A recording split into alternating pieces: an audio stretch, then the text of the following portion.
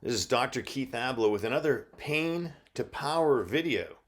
This one is about not burning the books because, believe it or not, employees, hundreds of employees at Simon & Schuster have signed some sort of a petition saying that they don't want the company to publish any book by somebody who served in the Trump administration. Now, I don't care what your politics are for the purposes of this issue.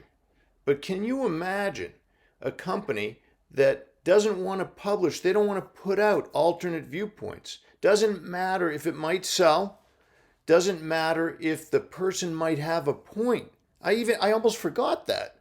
These people signing the petition at Simon & Schuster, they're saying if you served in the Trump administration, your book isn't welcome at Simon & Schuster. That's the way they'd like to do business. Now, what if the person happens to be right? Why would serving in a presidential administration? I thought that was patriotic.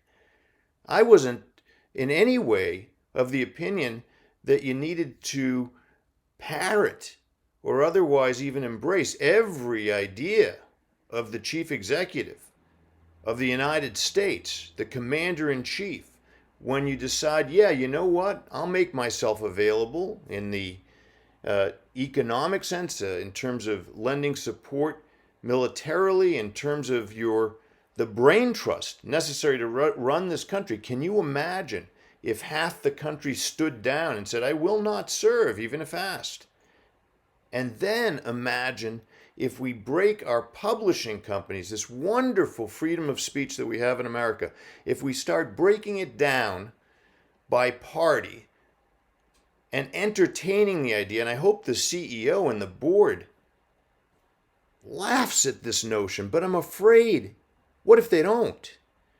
That at Simon & Schuster you'd be persona non grata. Even if you're somebody who served in the president's administration, you might have a wealth of knowledge to share with others. You might be Secretary of State, or have been Secretary of State under Donald J. Trump.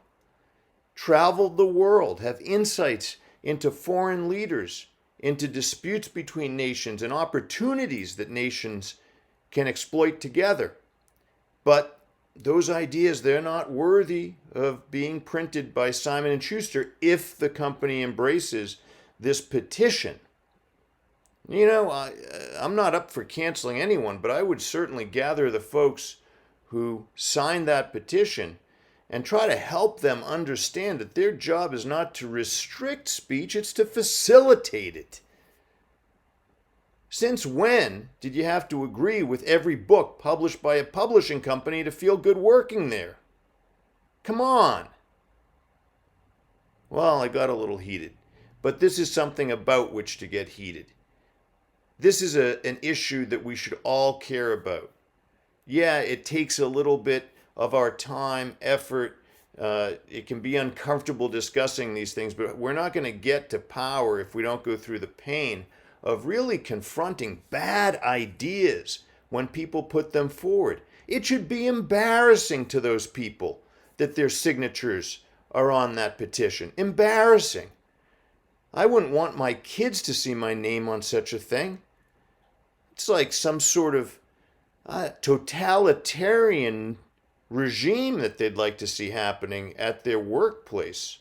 You're not welcome here if you have ideas different than ours at the publishing company. Since when? If you want to be powerful, what you want to do is listen to all ideas and forcefully present your own. If you want to have a great publishing company, publish books that people want to buy because they too want to educate themselves about every perspective. Do people usually buy books that might reflect what they think? Sure. But you know what? When you're a publishing company, your job is to sell books, and you're not generally thought to be held responsible if the books offend some segment of the population. That's called free speech. I know it's under assault, but it'll never be unwelcome here at Pain to Power.